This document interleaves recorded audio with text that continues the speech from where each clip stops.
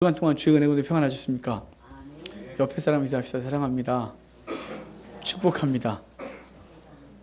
한 주간 동안 주의 백성으로 사느라고 수고가 많으셨습니다. 제목이 있습니다. 같이 읽겠습니다. 이를 위하여. 아멘. 베드로는 환난 중에 있는 그리스도인들에게 성도의 정체성을 말하고 그 성도는 어떻게 살아야 하는지에 대해 말씀하고 있습니다. 그러는 중에 이미 보았던 11절부터 17절에서 성도에게 악행한다고 비방하는 이방인 중에서 행실을 선하여가지고 그들의 무식한 말을 막으며 나아가 주께서 오시는 날에 하나님께 영광을 돌리게 하라고 하셨습니다. 그러면서 왕이나 총독 등 권세 있는 자에게 순종하라고 했습니다. 이렇게 인간의 모든 제도를 주를 위하여 순종하라고 한 베드로는 오늘 본문에서 사환들에게 말씀을 전해주고 있습니다. 사환으로 사는 자는 어떻게 살아야 되는지를 얘기를 해줘요. 베드로는 그 사환으로 사는 자는 부당하게 고난을 당하나 순종하라고 요구하고 있습니다. 그 이유를 보면서 이 시대에 주께서 우리에게 주시는 음성을 듣도록 하겠습니다. 먼저 18절입니다. 18절 같이 읽겠습니다. 사환들아 범사에 두려움으로 주인들에게 순종하되 선하고 관용하는 자들에게만 아니라 또한 까다로운 자들에게도 그리하라. 아멘. 베드로는 사환들에게 말씀을 전하고 있어요. 왜 사환들에게 말을 전하는 것일까요? 13절과 14절에 이미 언급했던 내용과 관련이 있어요. 13절과 14절에 보면 인간의 모든 제도를 주를 위하여 순종하되 혹은 위에 있는 왕이나 혹은 그가 악행하는 자를 징벌하고 선행하는 자를 포상하기 위하여 보낸 총독에게 하라. 그래서 왕이나 총독에게 순종해라 라고 했어요. 그러니까 지금 사환도 그 위에 누군가가 있죠. 주인이 있어요. 그에게 순종하는 것에 대해서 말씀하고 싶은 거죠. 그러니까 성도들은 세상 사람들의 부당하게 비방하고 왕과 총독들이 부당하게 박해한다고 하더라도 그들에게 순종하라고 한 그 13절 14절 말씀과 주인에게 순종하라고 하는 이 말씀은 같은 맥을 이루고 있는 거예요. 여기 사환이란 종들입니다. 초대교회 때 교회 안에는 로마 시민권자들 뿐만 아니라 권세 있는 자들이 교회 구성원으로 들어왔어요. 그뿐 아니라 그 집에 노예들도 함께 들어왔는데 그러게 바울은 에베소서와 골로새서에서는 주인에게 하나님 말씀을 가르치고 그리고 종에게 하나님 말씀을 가르쳤어요. 거기선 그래요. 종들은 죽게 하듯 눈가림만 하지 말고 죽게 하듯 하라고 했고 그리고 주인들은 내 위에 상전 하나님이 계신 것을 알고 종들을 대하라고 가르쳤었어요. 그렇지만 베드로는 주인에게 하시는 말씀이 없어요. 주인은 어떻게 해라 말 안 하고 종은 어떻게 하라만 말을 하고 있는 거예요. 당연한 것은 지금 문맥의 흐름에서 권위에 복종하라고 말하고 있기 때문이에요. 권위에 순종하라고 말하고 있는 베드로는 지금 국가 권력 앞에 순종하라고 하고 그리고 그보다 한 단계 아래인 사회 속에서 내 위에 있는 이에게 순종하라고 주인에게 순종하라고 얘기하고 있어요. 3장으로 가면 아내는 남편에게 순종하라고 또 이렇게 가르쳐주고 있습니다. 그리스도인이 아니라면 종들에게 이런 말할 가치가 없어요. 왜냐하면 당시 로마 사회 속에서 종은 인격적이지 않기 때문에 그래요. 무조건 복종해야 돼요. 무조건 복종해야 되는 사람에게 주인에게 순종해라 이렇게 말할 가치가 없는 것이죠. 당시 종들은 재산 취급받았어요. 그래도 재산보다 더 안 됐어요. 재산은 그래도 존귀하게 여기죠. 자동차 아주 존귀하게 여겨요. 집 아주 존귀하게 여겨요. 비싼 백 하나 샀어요. 아주 닦으면서 또 보관할 때는 거기다 막 신문지 넣어놓고 막 이렇게 보관해요. 하지만 종은 그런 대우도 받지 못했어요. 그러니까 그런 대우를 받는 사람에게 이것저것 말할 것이 없는 거죠. 하지만 이 사람들은 지금 어떤 종이냐면 그리스도 안에 들어와 있으면서 그리스도인이면서 세상 속에서 종으로 사는 사람들에게 말해주고 있는 것이에요. 그리스도인으로서 종으로 사는 사람들은 주인에게 어떻게 행동해야 하느냐 이 말이에요.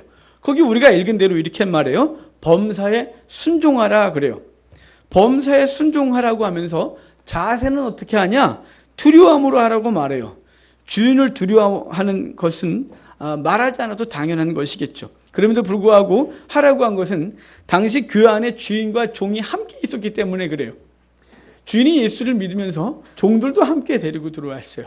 그러니까 교회 안에 집에서는 주인과 종인데 교회 안에 들어오면 형제님 자매님 되는 거예요. 분위기가 참 애매했겠죠. 교회에서는 형제 자매 가다가 집에 가면 주인과 종의 관계로 돼버리는 거예요. 그러니까 전에는 주인과 종의 관계 속에서 말할 것도 없이 복종했어요. 그냥 말 한마디면, 눈빛 하나면 그냥 그 앞에서 무릎을 꿇었어요. 그런데 이제는 그 안에서 형제 자매 그러다가 집에 가면 이제 아주 분위기가 애매해지는 거죠. 그래서 그 종들을 향하여 주인에게 뭐라고 하냐면 두려워함으로, 그 두려움을 다 버리고 그냥 마치 형제 자매 이걸 집에서까지 그러지 말고 너희는 주인에게 두려워함으로 대하라고 말하고 있는 거예요. 이 두려워함이라는 말이 포보예요. 포보, 헬라어로 존경심을 가지고 경외하는 마음을 말하는데, 처벌에 대해서 덜덜덜 떠난다는 것보다는 1차적으로는 주인을 두려워하지만 근본적으로는 누구를 두려워하는 마음으로 하냐면, 이제 후에 더 말하겠지만 하나님을 경외하는 마음으로 주인을 대하라 이렇게 말하는 거예요. 사원들은 하나님을 두려워하는 마음으로 주인들의 권위를 존중하고 거기에서 순종해야 하는 것이죠. 그래서 베드로는 이렇게 말하잖아요. 범사에 두려움으로 순종하라고 해놓고 선하고 관용하는 자들뿐만 아니라 까다로운 자들에게도 그리하라 이렇게 말해요. 당연한 것은 우리 밑에 사람에게 선하고 또 관용하는 주인에게 순종하지 않을 사람이 없습니다. 그를 존경하고 그의 말을 따르는 것이죠. 그런데 지금 베드로는 그들에게 하는 것뿐만 아니라 까다로운 자들에게도 그리하라고 말하고 있는 것이에요. 까다롭다 이 말은요, 헬라어로 스콜리오스 그래요. 이 스콜리오스라는 말은요, 구부러지다, 뒤틀리다, 경사졌다 그래요. 이걸 또 다른 말도 이 말을 쓰는데, 머리가 헝클어졌을 때도 스콜리오스 그래요. 미로를 말할 때도 스콜리오스라 그래요. 그러니까 지금 이 말은 그 주인이 심사가 막 엉켜 있는 사람이에요. 꼬인 사람인 거죠. 그 주인이 구부러진 심령을 갖고 있는 거예요. 그 사람이 미로 같아서 대체 종잡을 수가 없는 거예요. 대체 어떤 장단에 맞춰서 주인에게 순종해야 될지 모르는 사람이에요. 바른 가치관이나 인격을 가지고 있지 않은 상전을 말하는 거죠. 고의적으로 부당하게 대우하고 성품이 왜곡되어 맞춰 순종하기 어려운 사람이에요. 그런 사람 밑에서 일을 하는 사람은 머리가 다 아플 거예요. 매 순간 힘들겠죠. 순종하고 싶지 않을 수 있어요. 근데 주님 뭐라 그래요? 그런 사람에게도 순종하라고 말하고 있는 거예요. 그러니까 사원들은 주인의 인격을 불순종의 변명거리로 삼지 말고, 주인이면 주인이기에 그냥 그 조건 하나만을 가지고 그냥 순종하라고 말하고 있는 거예요. 그렇다면 어떻게 순종할 수 있을까요? 인간적인 의지나 인내심을 갖고 할 수 있을까요? 여러분, 그렇게 할 수 있는 사람이 몇이나 될까요? 참지 못하는 사람은 사표를 확 던져버릴 거예요. 하지만 당시 종들은 그럴 수도 없었어요. 왜냐하면 던질 자격도 안 돼요. 주인이 시키면 시키는 대로 해야 되고 해방시켜주지 않으면 그는 영원히 종인 것이에요. 지금도 많은 사람이 그럴 것이라고 여겨져요. 하루에 수십 번씩 사표를 딱 써서 탁 던지면서 잘 먹고 잘 살아 이러고 나오고 싶지만 머릿속에 상상을 막 하는데, 현실은 저녁에 퇴근할 때 공손히 인사하고 퇴근하고 아침에 나올 때는 영혼없는 육체로 전철을 타야 되는 것이죠.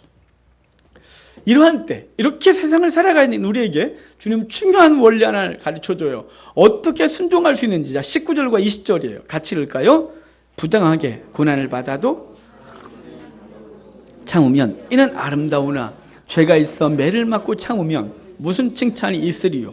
그러나 선을 행함으로 참으면 이는 하나님 앞에 아름다우니라. 아멘.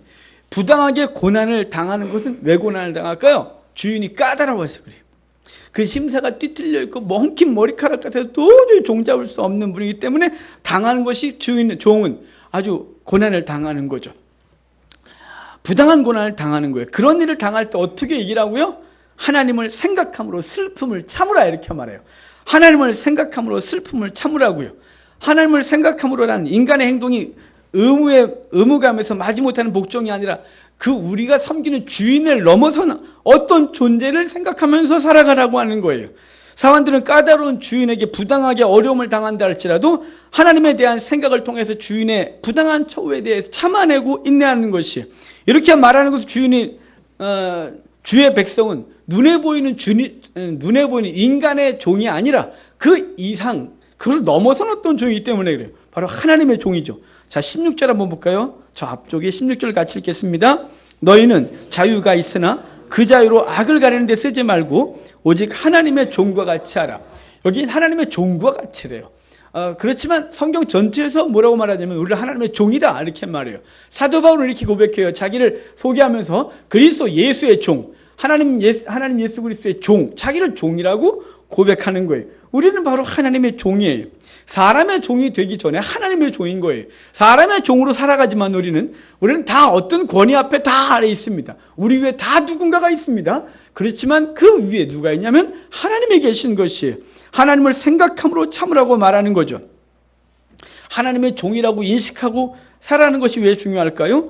그것은 하나님의 주권을 인정하는 것이, 하나님의 주권을 인정하는 것이 대체 여기에 무슨 상관이냐면, 하나님은 주권적으로 우리의 삶을 인도하시는데 우리를 때로는 선하고 관용하는 주인 아래 둘 때도 있는가 하면 때로는 까다로운 주인 아래 둘 때도 있는 것이, 그것은 하나님의 주권인 것이, 하나님의 주권을 인정하면 지금 내가 처한 삶에 대하여 불평하고 불만하고 원망하고 저항하는 것이 아니라 그 삶 속에서 나는 어떻게 하나님이 나를 세우신 그 자리에서 하나님의 목적하신 바를 생각하며 살아가는 것입니다.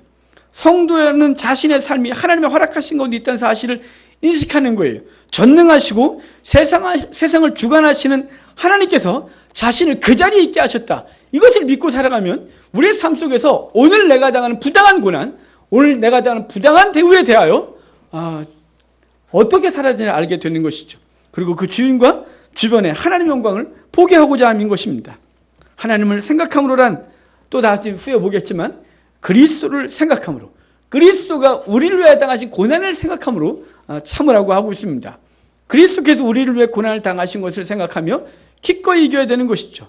왜 그러냐면 부당한 대우에 대하여 참는 것이 왜 하나님의 영광을 위하여 왜 하는 것이냐면요, 앞에서 생각했던 것처럼 9절의 말씀처럼 하나님의 아름다운 덕을 선포하는 과정이기 때문에 그래요. 이러한 이유로 참는 것에 대해서 본문은 어떻게 말하냐면 그 참은 사람을 향하여 아름답다 이렇게 말해요. 아름답다. 죄가 있어 매를 맞고 그것을 참는 것은 그것과 대조돼서 죄가 있어 매를 맞는 건 아름답지 않지만 부당하게 고난을 당하여 참는 것은 아름답다 이렇게 말해줘요. 여기 아름답다는 말을 우리가 읽은 그 구절에서 두 번이나 반복했었어요. 아름답다는 헬라어가 카리스예요. 이 카리스는 사실은 대부분 뭐라고 번역됐냐면 은혜라고 번역된 단어예요. 은혜. 그러니까 다른 곳에서는 이 단어는 다 은혜라고 번역됐는데 오늘 본문에서는 이 말을 아름답다 이렇게 번역했어요. 왜 이렇게 했을까요? 그것은 하나님 앞에서 우리가 부당한 고난에 참아내는 것은 하나님 앞에는 아름다움이요 자신에게는 은혜로 주어질 것이기 때문에 그래요. 아니 어떻게 고난을 받는데 은혜냐 이 말이에요. 우리가 받는 은혜는 어떤 거예요? 우리가 은혜롭다, 은혜 받았다. 그러면 세상께서 나한테 은혜 베푸셨어요. 그럴 때 어떨 때 은혜 받았다 그래요? 잘 됐대요. 돈이 팍 생겼거나 갑자기 예상하지 못했던 어떤 것이 있거나 또 우리 제가 아까 교회 이전 문제 얘기를 드렸지만 저기 어떤 대박이 터져갖고 그러든가 이럴 때 우리는 은혜 받았다, 은혜다 이렇게 말해요. 근데 지금 여기 뭐래요? 부당한 고난을 당하는데 참는 걸 은혜다 이렇게 말해주고 있는 거예요. 하나님 보시기엔 아름답고 그에겐 은혜로워요. 은혜로워. 왜냐하면 그 일을 통하여 하나님은 그 일을 통하여 하나님이 그 성도를 통하여 그 성도의 삶을 아름답게 보시고 또 성도가 은혜로운 건 그 뒤에 나오는 어떤 것 때문에요. 거기 20절에 무슨 칭찬이 있으리요 그러죠? 여기 어떤 사람에게 무슨 칭찬이 있으리요? 죄를 지어 매를 맞으면 무슨 칭찬이 있으리요 그래요. 그러면 반대로 칭찬 있는 사람은 뭐예요? 부당하게 고난을 받으나 참는 사람은 칭찬이 있겠다 그러죠? 그 칭찬이라는 단어가 클레오스예요. 이게 뭐로 번역되면 영광이라고 번역되는 단어인 거예요. 그러니까 부당하게 고난을 당해 참으면 칭찬이 있다, 영광이 있다 이 말이에요. 그러니까 이 부당하게 고난을 당할 때 참는 것은 은혜요. 은혜는 왜 은혜냐면 영광이 약속되어 있기 때문에 은혜인 것이에요. 예수님께서 고난을 당하심으로 영광을 받으셨습니다. 바울이 사형 선고를 앞에 두고 디모데후서에서 디모데에게 편지하면서 이래요. 나는 선한 싸움을 싸우고 나의 달려갈 길을 마치고 믿음을 지켰다. 그 사도 바울이 죄 짓고서 지금 사형 선고 받았어요. 복음 증거하다가 복음 증거한 거 위에는 어떤 죄도 찾을 수 없었지만 그것 때문에 사도 바울은 사형 원도를 받은 상태인데 그 이후로는 내게 뭐가 예비됐다면 멸관이 예비됐다. 나뿐만이 아니라 나와 함께 이 길을 가는 모든 자에게도 예비된 것이 멸관이라고 말해주고 있는 거예요. 우리가 잘 아는 유명한 영어가 있어요. No pain, no gain이라는 단어죠. 고통 없이는 얻는 것도 없다 이 말이에요. 근데 우리가 이 본문에서 또 우리에게 주어지면 고통은 바로 애매한 고난이에요. 부당하게 당하는, 주님 때문에 당하는 고난이에요. 그리고 무엇인가를 얻는데요. 바로 영광인 것이죠. 그래서 no cross, no crown 그래요. 십자가 없이는 영광도 없는 거예요. 하나님께서 예수님이 십자가를 지셨고 그리고 그것으로 영광 받으셨어요. 사도 바울이 자기에게 주어진 십자가를 지고 갔고 결국은 그는 약속받은 게 뭐냐면 영광의 면류가 아니에요. 산상수훈에서 주님은 이렇게 말씀하셨어요. 의를 위하여 박해를 받는 자는 복이 있나니 천국이 그들의 것이다. 박해받으면 천국을 얻는데요. 너희로 욕하고 박해하고 거짓으로 너희를 거슬러 모든 악한 말을 할 때에는 너희에게 복이 있다. 기뻐하고 즐거워라. 하늘에서 너희의 상이 큼이라. 너희 전에 있던 선자들 이와 같이 박해를 받았느니라. 그러니까 부당하게 고난을 받고 참으면 주님께서 그에게 그를 아름답게 보시고 그에게 영광이라는 은혜를 허락하실 것이라는 사실입니다. 성도 여러분, 우리가 이 시대에 살면서 성도이기 때문에 부당한 대우를 당할 때가 있다 이 말이에요. 교회이기 때문에 참아야 되고 성도이기 때문에 참아야 될 때가 있어요. 누구 때문에? 하나님을 생각함으로 참아내는 거예요. 그러면 주님 보시기에 아름답고 그것을 통하여 그는 은혜를 받을 것이고 그를 통하여 믿지 않는 자들이 그것을 보면서 아름다운 덕이 그들에게 증거될 것이기 때문에 그렇게 말씀해 주고 있습니다. 하나님을 생각함으로 세상의 부당한 대우와 고난도 참고 순종을 하고 한 베드로는 당황스러운 말씀을 우리에게 해주고 있어요. 자, 21절 봅시다. 아주 당황스러운 말씀인데 같이 읽겠습니다. 이를 위하여 고난을 받으사 너에게 본을 끼쳐 그 자취를 따라오게 하려 하셨느니라. 아멘. 베드로는 하나님께서 우리를 부르신 이유를 뭐라 그래요? 이를 위하여라고 말해요. 이를 위하여 우리를 불렀대요. 이것을 위하여. 그럼 이것은 뭘까요? 본문에서. 결과적으로는 뭐냐면 결과적으로는 하나님께 영광을 돌리기 위하여 아름다운 덕을 선포하여 그들로 하나님께 영광을 돌리게 하기 위하여가 결과죠. 결과. 그러면 그 결과를 얻기 위한 과정, 방법은 뭐냐 이 말이에요. 방법이 우리가 지금까지 본 부당하게 고난을 받아도 참는 것이, 부당하게 고난을 받아도 참는 것을 위하여 너희가 부르심을 받았다 이렇게 말해주고 있는 거예요. 여러분 이래야죠. 우리는 하박국이 그랬거든요. 우리는 복 받기 위하여 예비된 존재. 우리는 하나님의 복을 받는 존재래요.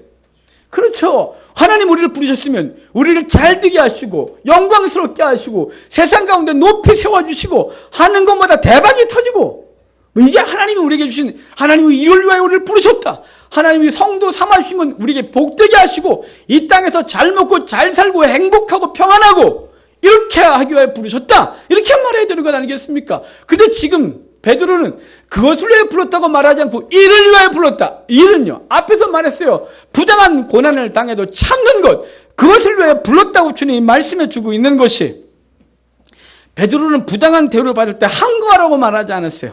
사회 정의를 위해 힘을 규합하라고 말하지 않았어요. 국가가 부당하게 교회를 박해하고 공격한다고 해도 싸워서 교회의 이익을 찾아내라고 말하지 않았어요.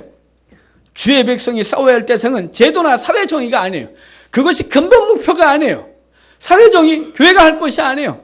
교회는 그것 이상의 어떤 것을 해야 되는 것이에요.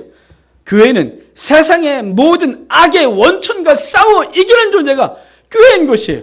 주님께서 성도를 부르신 이유는 세상에 공의를 세우고 세상에 덕을 세우고 그것 이상의 어떤 것일까요? 제도를 세우거나 불의에 대해서 항거하거나 그런 것이 아니라, 제도로 항거하는 것이 아니라 거룩한 삶으로 악에 대하여 싸우는 것을 주님께서 부르신 거예요. 당시 노예 입장에서 뭐가 가장 강력한 걸까요? 주인을 몰아내고 자유를 찾아내는 거죠. 로마를 무너뜨려 버리고 그리고 하나님의 세상 만들어내는 거겠죠. 만약에 그리스도인들이 한다면. 그런데 초대교회 단 한 번도 그런 것을 찾아본 적이 없어요. 그래 본 적이 없어요. 성도의 싸움은 혈과 육의 싸움이 아니라 모든 죄의 원인은 악과 싸우는 거예요. 세상 권세 잡은 사단과 싸우는 거예요. 이 땅을 어떻게 하는 악의 근원과 싸우는 것이, 제도와 싸우는 게 아니라 이 말이에요. 내 위에 세우신 어떤 자와 싸우는 게 아니라 그 뒤에 있는 그 사람들을, 그 제도를 악하게 운영하는 사단과 싸우는 것이, 어둠과 싸우는 거라 이 말이에요. 베드로는 이를 위하여, 이를 너무나 잘 알고 있었어요. 자기가 어떤 싸움을 싸워야 되는지. 베드로는 이미 실패해본 경험이 있어요.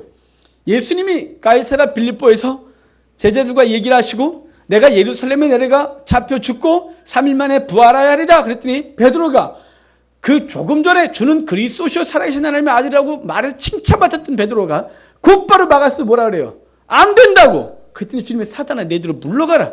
네가 하나님의 일을 막는다. 이렇게 말씀했어요. 예수님이 잡히실 때 베드로가 주님을 잡으려고 하는 그 잡으러 왔던 말고의 귀를 칼을 뽑아 잘라버렸어요.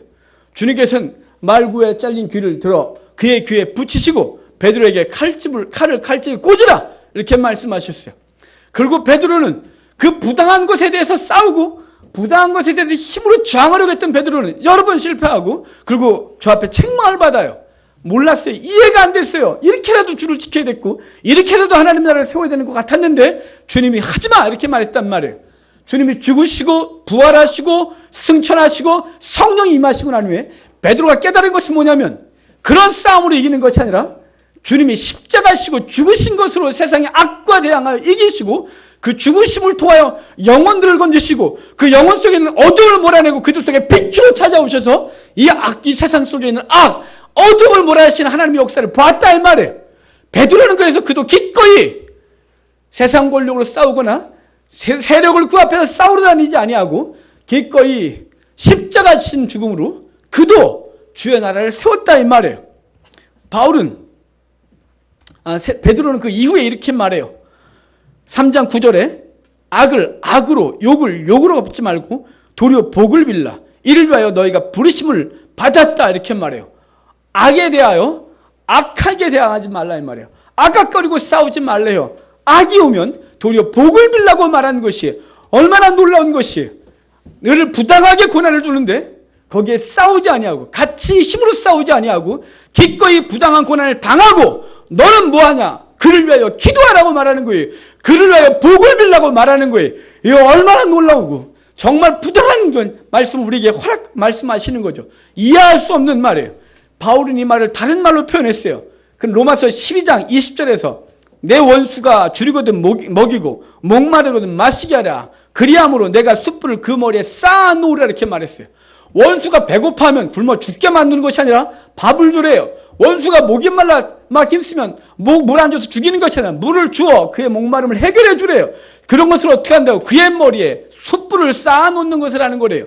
숯불을 쌓아놓는다는 게 숯불을 확 부어버리는 게 아니라 얼굴을 화끈하게 한다는 말이에요. 그의 악에 대하여 선으로 행하고 악에 대하여 복을 빌어줌으로 그 얼굴을 부끄럽게 하라. 이게 성도의 삶의 자세라 이 말이에요. 주님께서는 우리에게 싸우라고 하신 것은 어떤 조직을 가지고 싸우라. 세상에 대해서 불의에 대하여 힘으로 강구하고 교회의 이익을 대변하고 이게 아니라 너는 세상 가운데 불의에 대하여 참고 기꺼이 그것에 순종하여 목숨까지 잃지만 어떻게 하라고요? 그를 위하여 복을 빌어 그들로 부끄럽게 하고 우리를 보면서 서서히 하나님을 보고 하나님 앞에서 그들도 나와 그들 속에 있는 어둠을 몰아내게 하신 것이 하나님의 목적이라 이 말입니다. 교회는 이익 집단처럼 행동하면 안 돼요.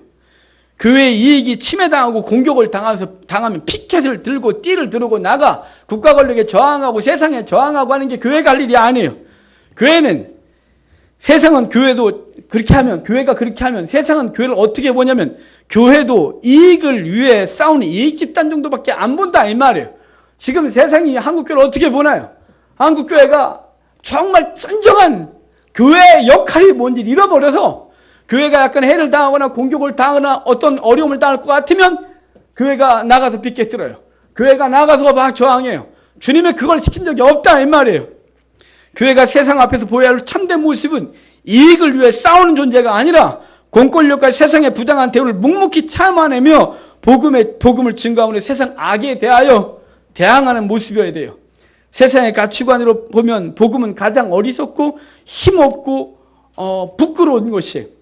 당시 가치관으로 보면 사도 바울이 그러잖아요. 내가 이 복음을 부끄러워하지 않으라. 내가 이 복음을 부끄러워하지 않으라. 이렇게 말해요. 왜 복음을 부끄러워한다고 자꾸 말할까요? 난 복음을 전하지 않는다 이렇게 말하면 되지. 복음을 부끄러워하지 않는다 이렇게 말한 것은 당시 사람들의 눈으로 보면 복음은 아주 부끄러운 것이에요. 왜냐하면 복음이 그리스도인데 그리스도가 하필이면 로마 사람들이 아주 천하게 저 유대 땅에서 왔대요. 그분이 왕으로 오지 아니하시고 천민으로 왔대요. 그분이 살다가 사람들 어마어마하게 세력을 규합한 게 12명밖에 없대요. 그분이 영광스럽게 뭔가를 이룬 게 아니라 기껏해 나무 십자가에 달려 죽어버렸대요. 그래서 그걸 증거하는 바울은 사람들에게 이건 부끄러운 것이었어요. 그럼에도 불구하고 나는 이것을 부끄러워하지 않으라. 왜일까요? 이 복음은 헬라인에게나 야만에게나 모두에게 구원을 주는, 생명을 주는 하나님의 능력이 됩니다. 이렇게 말했기 때문에 세상을 구원하는 건 다른 방법이 아니에요. 그 바보 같은 복음을 증거하는 것이에요. 그 바보 같은 복음의 삶을 살아가는 거예요. 저항하고 싸우고 악을 악으로 대항해서 내가 이기리라 그래가지고 이를 악물고 싸우는 게 아니라 그들 앞에서 우리가 해야 될 게 뭐냐면 복음 때문에 참고 복음 때문에 억울한 일을 당하고 복음 때문에 희생하고 그렇지만 그 안에서 그 영혼을 위해 기도하는 이 삶을 주께서 우리에게 요구하셨다 이 말이에요. 예수님께서 헤롯 땅보다 못해서 칼을 안 들었을까요? 당시 로마를 대항했던 독립운동가 같은 사람들이에요. 주님이 힘이 없어서 못했을까요? 당시 산헤드린의 구성원이었던 바리새파, 사두개파만 못해서 주님이 세력을 못 만들었을까요?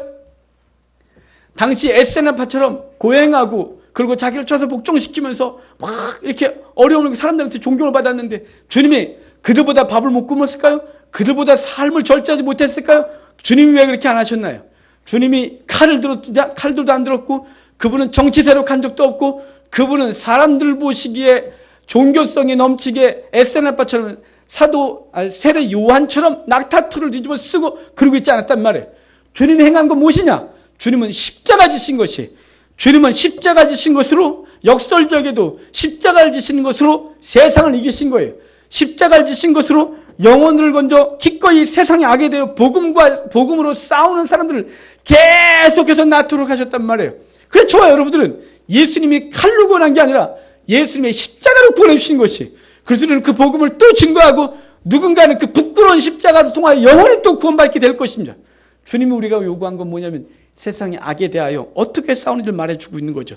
그래서 베드로는 이것을 이렇게 말해요. 아름답다라고 표현한 것이, 그 아름다운 다른 말로 은혜다 이렇게 말하죠. 이 은혜를 세상 가운데 드러내 악을 제거하는 것이에요. 그러면 이렇게 아름다움을 드러내기 위하여 고난을 참아내는 성도의 삶이 필요한 것입니다. 여러분, 고난을 참으려니까 어렵지 않습니까? 이렇게 고난을 참는 중요한 원리가 본문에 있어요. 너무 감사하게도. 그것은 본절에 읽었듯이 그리스도의 본을 따르는 것이에요. 여기 본이란 말이 헬라어로 휘포그람모스라는 단어입니다. 이 휘포그람모스라는 말은 이거예요. 아이들이 그 한글을 배울 때, 또 글을 하나도 모르는 사람이 글을 배울 때 기역을 써놓고 이렇게 점선으로 이렇게 놓고 따라 쓰는 거 있죠. 기역 이렇게 따라 쓰는 거, 니은 따라 쓰는 거죠. 이게 휘포그람모스예요. 우리가 어떻게 살지를 모르는 거예요. 그래서 주님께서 미리 가신 거예요. 기역을 써줬고 니은 써줬어요. 너희는 그냥 이거 따라 쓰면 되는 거예요. 그분이 가신 대로 따라가면 되는 거예요. 그냥 그거 안 따라 쓰고 내가 알아서 쓸게, 알아서 걱정하지 마, 나 쓸 수 있어, 한번 봤어 내가, 막 쓰는 거 아니에요. 그러면 이상한 것이 나오는 거예요. 점선을 따라가는 거, 휘포그람모스예요. 예수님이 너에게 본을 보이셨대요. 어떤 본을요? 부당한 고난을 당하나 참아내시는 고난을 보이신 거예요, 우리에게. 그분이 죄가 없으나 죄인 취급받았고 강력한 힘이 있으셨으나 그 로마에 대항해서 싸워서 그들을 물리치지 않았고 그분이 그 길을 따라가신 그분이 가셨어요. 그래서 우리는 그 길을 따라가면 되는 것이에요. 휘포그람모스, 이거 따라가면 되는 것이에요. 여러분, 우리가 따라갈 사람이 유명한 사람이나 훌륭한 사람, 성공한 사람이 아니에요. 유명한 사역자의 뒤를 따라가는 게 아니에요. 우리가 따라가는 건 뭐냐면 오직 그리스도예요. 오직 주님이 가신 그 길을 따라가라고 말씀해 주고 있는 것입니다. 주님께서 먼저 부당하게 고난을 참으셨기 때문에 그 길을 따라가는 거죠. 그러면 그 길을 따라가는 게 뭐냐? 어디까지요? 죽음의 자리까지 따라가는 거예요. 그래서 힘이 들죠. 그래서 그 길을 따라가는 게 좁은 길이에요. 협착해서 따라갈 사람이 적은 거예요. 성도 여러분, 저와 여러분이 그 길을 따라가는 우리가 되기를 바랍니다. 주님께서 가셨던 그 길이 바보 같은 길이고 그분께서 다시 가셨던 길은 세상에서 가면 바보 취급당하고 손해를 당하고 어려움을 겪지만 주님께서 가셨기에 그 휘포그람모스, 그분의 발자국을 한 걸음 한 걸음 따라가는 거예요. 그래야 안전한 거예요. 가끔 영화 보시지 않습니까? 지뢰지대를 통과할 때 보면 지뢰를 검색한 사람이 앞에 한 걸음 한 걸음 갑니다. 뒤를 따라 딴 데 절대로 안 밟습니다. 그 사람이 간 그 발자국만 따라가는 것입니다. 그러면 안전한 것입니다. 그러면 목적지에 도착하는 것입니다. 근데 그 목적지가 어디까지 하면 억울한 일을 당하고 부당하게 당한 목숨을 잃는 자리까지. 그래서 요한계시록 11장에서 이렇게 말했잖아요. 아주 많이 듣는 얘기죠, 저에게. 그들의 시체가 큰 성길에 있으니 그 성은 영적으로 하면 소돔이라고도 하고 애굽이라고도 하는 그들의 주께서 십자가에 못 박히신 곳이라. 주님이 죽으신 그 자리에 우리도 가게 되는 거예요. 히브리서 12장 이전에 이렇게 말해요. 히브리인들이, 초대교회 성도들이 예수 믿는 것 때문에 박해를 당하고 어려움을 당하고 부당한 고난을 당하니까 그리스도를 버리고 다시 유대교로 돌아가려고 했어요. 그들을 향하여 돌아가지 말라고 막 외친 이 히브리서 저자는 그 11장까지 믿음으로 어떻게 이거 믿음 때문에 고난을 당한 얘기를 하고 이제 넌 어떻게 살아가라고 말을 할 때 12장부터 시작을 하는데 그때 이렇게 말하는 거예요. 12장 2절에 믿음의 주여 또 온전하게 하시는 예수를 바라보자. 그는 그 앞에 있는 기쁨을 위하여 십자가를 참으사 부끄러움을 개의치 아니하시더니 하나님 보좌 우편에 앉았다. 그분을 바라보고 따라가지. 그분은 부끄러움을 개의치 않았대요. 그 수치스러운 거 개의치 않아 그냥 따라갔대요. 그래서 하나님 보좌 우편에 앉았대요. 그분의 뒤를 따르지요. 그러면 우리도 수치스러운 일을 당하고 억울한 일을 당하지만 그분이 갔은 그 자리, 그분이 앉은 그 자리 우리도 가게 될 거라고 말하는 거예요.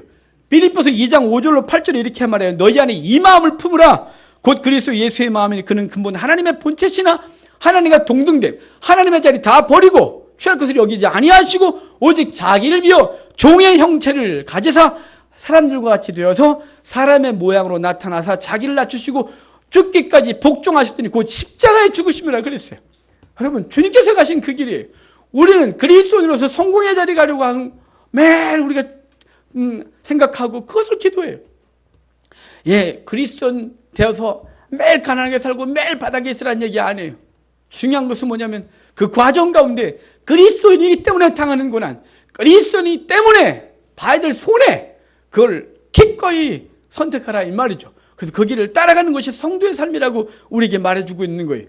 오늘 본문에서도 주님께서 우리에게 본을 보이신 구체적인 길이 있어요. 자, 22절부터 24절에 주님이 가신 그 길, 휘포그람모스, 주님이 어떤 점선을 그어가셨고 우리는 그 길을 따라가야 되는지를 말해줘요. 22절부터 24절까지 같이 읽겠습니다. 그는 죄를 범하지 아니하시고 그 입에 욕을 당하시되 맞대어 욕하지 아니하시고 고난을 당하시되 위협하지 아니하시고 오직 공의로 심판하시는 이에게 부탁하시며 친히 나무에 달려 그 몸으로 우리 죄를 담당하셨으니 이는 우리로 죄에 대하여 죽고 의에 대하여 살게 하려 하심이라. 그가 채찍에 맞음으로 너희는 나음을 얻었다. 아멘.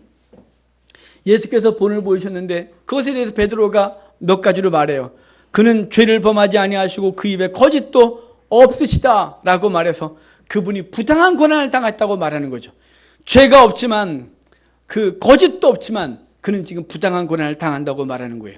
다음에 이어지는 말씀이 욕을 당하되 맞대어 욕하지 아니하시고 고난을 당하시되 위협하지 아니하시고 오직 공의로 심판하시는 게 부탁하며 같이 싸우거나 힘이 있어 그들을 확 멸해버리거나 그랬거든요. 예수님이 그 고난을 당하실 때 베드로가 칼을 들고 설쳐대니까 이거사 내가 12형 되는 12군단 되는 군 천사를 동원해 내가 저것들을 물리칠 수 없어서 이루고 있는 줄 아냐고 주님이 말씀하셨어요. 주님이 할 수 있었어요. 저항할 수 있었어요. 하지만 주님은 기꺼이 참아내셨어요.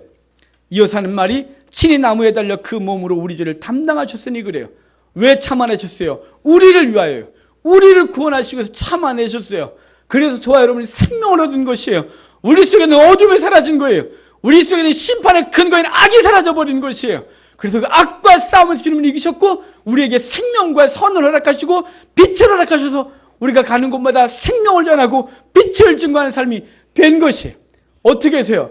주님이 억울한 일을 당하시고 그리고 참아내셨고 기꺼이 거기까지 가셔서 죽음의 자리까지, 그래서 우리 가운데 생명 주신 것이죠. 이것이 우리가 따라야 할 본인 것입니다. 그래서 24절 후반에 뭐라 그랬어요? 이는 우리로 죄에 대해 죽고 의에 대해 살게 하려 하심이라. 이 본문, 이 말씀을 본문의 말씀과 가서 근거해서 하면 의에, 죄에 대하여 죽고 의에 대해 사는 것은 죄가 있어 매를 맞는 그런 자가 아니라, 죄가 없지만 부당하게 고난을 당하지만 참아내는 것, 그것을 너희가 의에 대하여 산 자로 여기라 라고 말하는 거예요. 살라 이 말이죠. 베드로는 우리가 말씀대로 살게 하기 위해서 아주 중요한 원리 하나를 마지막으로 말해주면서 말씀 맞춰요. 자, 25절 볼까요? 같이 읽겠습니다. 너희가 전에는 이제는 너희 영혼의 목자와 감독 되신 이에게 돌아왔느니라. 이전과 이후에 대해서 말해요. 이제는 이렇게 말해요. 이전은 뭐래요? 너희가 목자 없는 양 같았대요. 어떻게 살지 몰랐대요. 방황했대요. 어떻게 사는 것이 참 가치 있는 삶인지 몰랐대요. 그래서 먹고 마시고 쌓고 모으고 높아지려고 애쓰고 그것이 생명인 줄, 그게 다인 줄 알고 살았단 말이에요. 이젠 그랬지만 이젠 너희가 목자에게로 돌아왔대요. 목자이시고 감독 되신에게 돌아왔다. 어떻게 살라고? 이제는 그분이 간 길대로 따라가는 거예요. 유대인의 목동은, 호주는 뒤에서 양을 치지만 이스라엘은 앞에서 목자가 하면 뒤에서 양이 따라오는 거예요. 휘포그람무스예요. 계속 말하지만 주님이 그 길을 갔다 목자로서 감독 되셔서 이제 우리는 그 길을 따라가는 존재가 됐다고 말씀하고 있는 거예요. 이제 그의 이름을 걸고 기독교 이익을 대변하는 것처럼 세상 가운데 행동하거나 행동하거나 이런 것은 십자가 복음이나 고난의 영광에 대해서 알지 못했기 때문에 그런 거예요. 이제 우리는 십자가의 복음, 고난의 영광이 무엇인지 알고 주님께서 가셨던 그 길을 따라가는 자들이 되어야 되는 것이에요. 주님을 목자로 모시고 주님을 감독자로 세운 사람의 삶은 본문 말씀대로 아주 자명하죠. 그 길을 따라가는 거예요. 그분이 가셨던 그 발걸음 한 걸음 한 걸음을 주하여 살펴보고 나도 그 길을 가는 거예요. 가다 죽을 것 같은 그 길도 가는 거예요. 가다가 떨어질 것 같아도 그 길을 가는 거예요. 그러면 결과적으로 우리를 통하여 하나님이 원하시는 일들이 이루어지는 거죠. 아름답게 되는 거예요. 은혜가 되는 거예요. 결과적으로 영광을 얻게 되는 거예요. 칭찬이 있게 되는 것이죠. 여러분, 이 시대에 우리는 살아가면서 우리는 원튼 원치 않든 우리 위에 상관을 두고 살아갑니다. 우리 위에 윗사람이 있습니다. 부당하게 우리를 대우하고 부당하게 고난을 당할 때가 있습니다. 그럴 때 주님을 생각하면서 참고 그 참아내는 것을 통하여 그리스도가 드러나는 놀라운 은혜가 있기를 주의 이름으로 축복합니다. 기도하겠습니다.